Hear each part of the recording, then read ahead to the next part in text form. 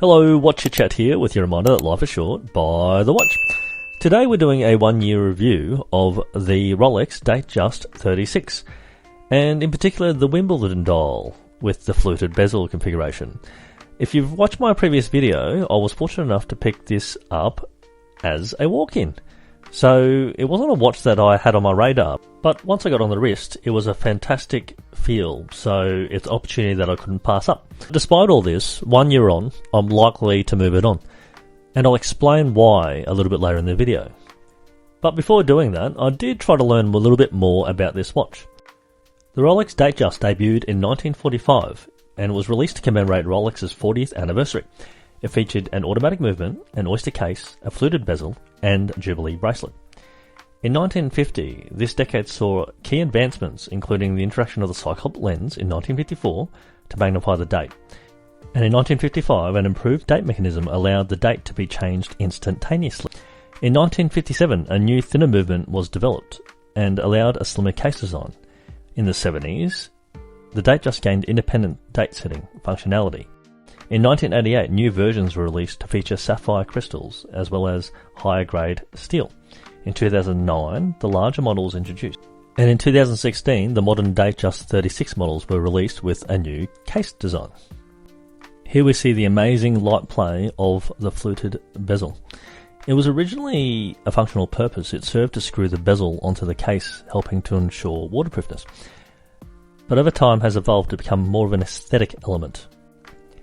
As I said earlier, the Jubilee bracelet was designed and released to commemorate the 40th anniversary, and it was first seen on the Oyster Perpetual Datejust in 1945.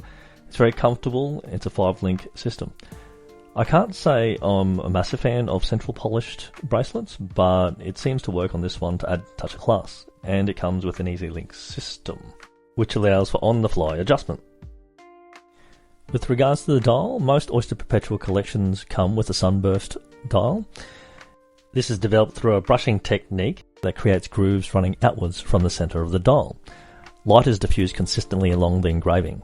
This allows for light to play off the dial, depending on the position. Once the sunray finish has been completed, the dial is applied using physical vapor deposition, or electroplating, and then completed with a varnish.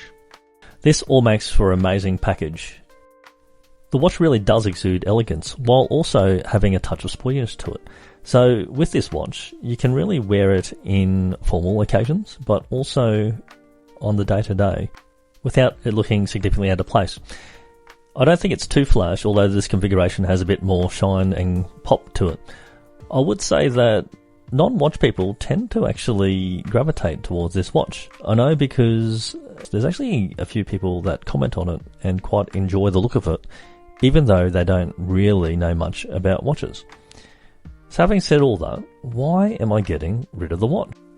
Well, I'm afraid it has less to do with this watch and more to do with the next watch that I'm looking at.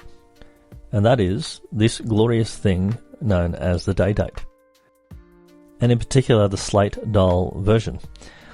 I had the opportunity to try this on the wrist recently in the olive configuration, and it was a significantly more elevated experience. I haven't seen a slate dial yet, but it really is speaking to me. So I've put my name down for this, and once I get it, it'll satisfy everything that the Datejust provides, and more. So other than that, that's the only reason why I'm moving it on. The Datejust is well built, wears comfortably, has great proportions, an amazing dial, the fluted bezel adds that extra bit of pop. The bracelet is just so wearable. Arguably, it's accessible because it's an entry point into the Rolex brand.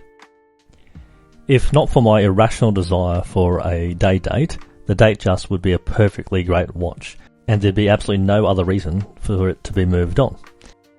So if you like that video, please click like and subscribe, and remember, life's short, buy the watch.